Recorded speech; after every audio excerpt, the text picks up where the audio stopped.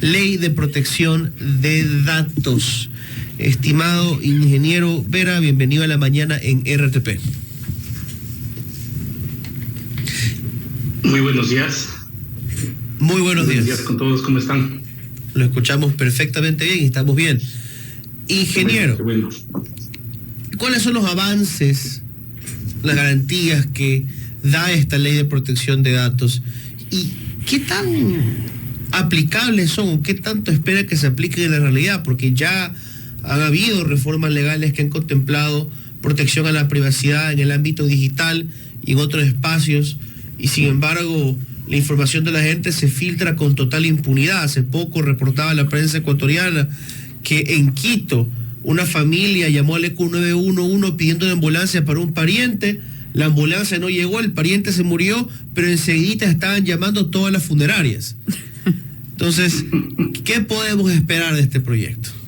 A ver, primero un saludo a todos los radioescuchas y a todas las personas que están el día de hoy. Miren, el tema de la protección de datos pues es un tema ágil en realidad, que no está solamente aquí en el Ecuador, sino esto partió a nivel mundial ya hace varios años, cuando hubo filtración de datos de Facebook, de mismo Amazon, etcétera, con unas multas millonarias, ¿no?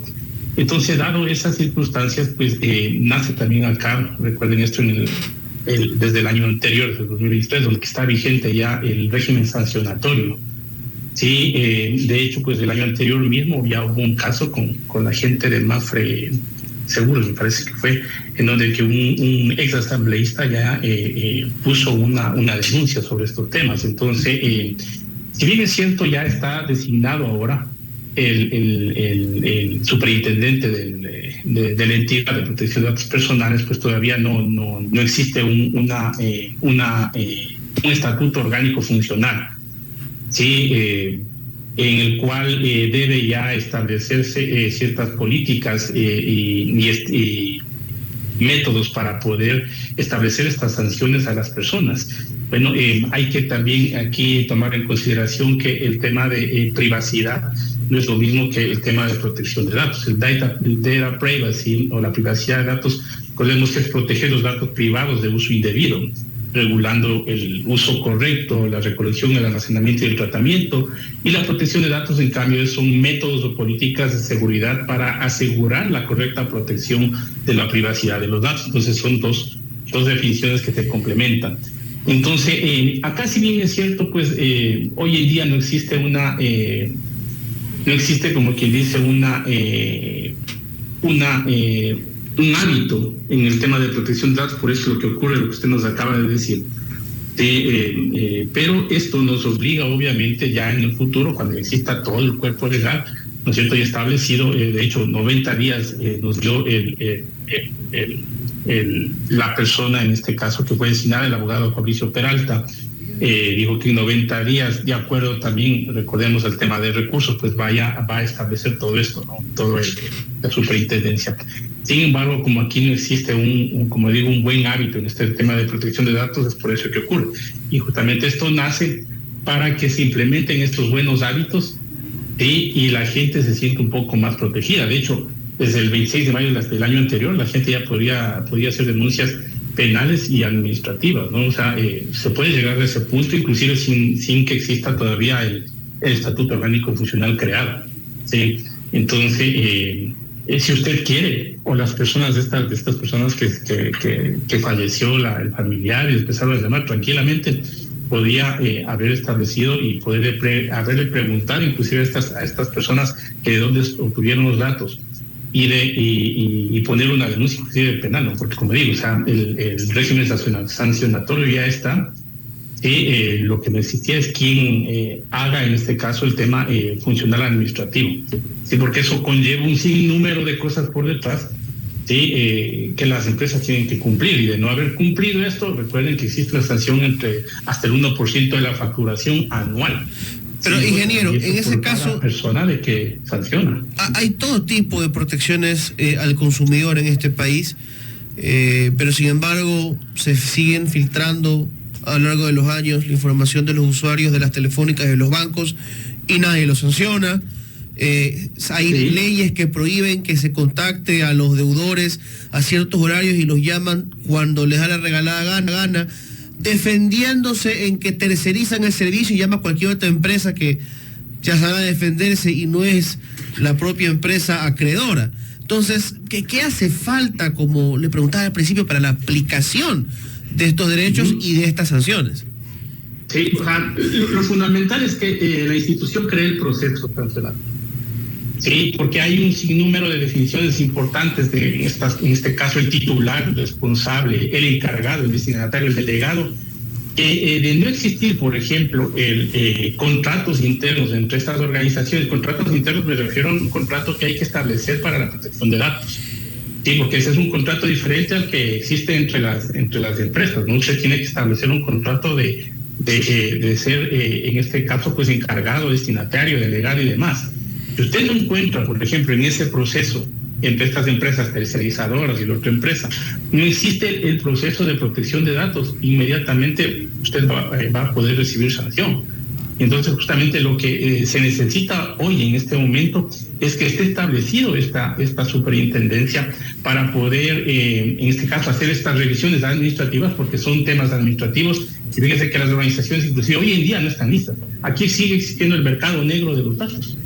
¿Sí? Todas las personas, usted mismo, y todas las personas que están acá en el panel, deben haber recibido llamadas últimamente sin siquiera haber estado en contacto con estas organizaciones, con estas empresas.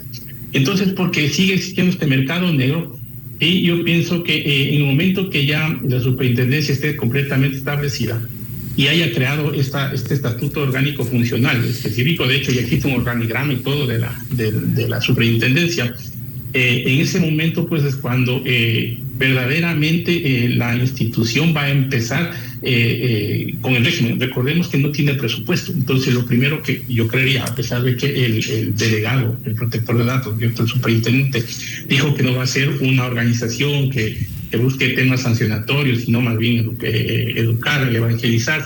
Yo creo que la falta de recursos va a ser en este caso que ya se entre en estos temas, ¿no? Y ahí es donde que yo siempre digo, o sea, a veces las cosas entran por la fuerza. Y cuando existe el primer caso, sí, es cuando las empresas ahí van a tomar partido y conciencia de que no se puede jugar con el dato de las personas.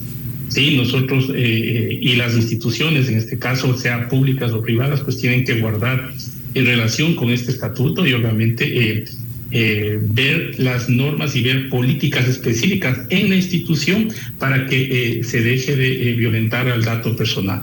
Entonces, ahí es el momento en el que va a empezar. Yo creo que va a pasar eso porque, como digo, como no existen recursos ahora en el país, y una institución que se crea en 90 días sin recursos, pues es algo complicado. Entonces, yo creo que ahí es donde que van a empezar a ver primero tal vez un esquema educativo para todas las organizaciones, pero inmediatamente yo creo que se va a empezar a aplicar y ahí es donde, como digo, o sea, va a empezar con las sanciones y cada uno de nosotros va a poder llamar y establecer desde ahora mismo. A mí mismo me pasó hace unas semanas, estaban llamando a mi esposa por un tema bancario, entonces, o sea, no puedes, tú no tienes relación con ese banco, o sea, no pueden llamarte. En ese momento pusimos un mensaje directo al banco indicando que por la ley orgánica de protección de datos ellos no podían hacer ninguna llamada ni tampoco utilizar los datos de mi esposa para algún tema, ¿no? Entonces se puede defender en ese estilo, pues si es que hay alguien que